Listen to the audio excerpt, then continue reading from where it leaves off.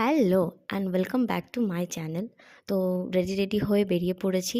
আর আগের পার্টেই দেখেছো তোমরা যে আমরা এই ডালাটা নিয়েছিলাম। আর এই দুটো মালা আমরা নিয়েছি, খুব সুন্দর লাগছিলো চন্দ্রমল্লিকার মালাটা, আর এই পদ্ম ফুলটা নিয়েছিলাম স্পেশালি মায়ের জন্য। তো আমরা এখান থেকে ডালাটা তুলে চললাম মায়ের কাছে পুজো দিতে।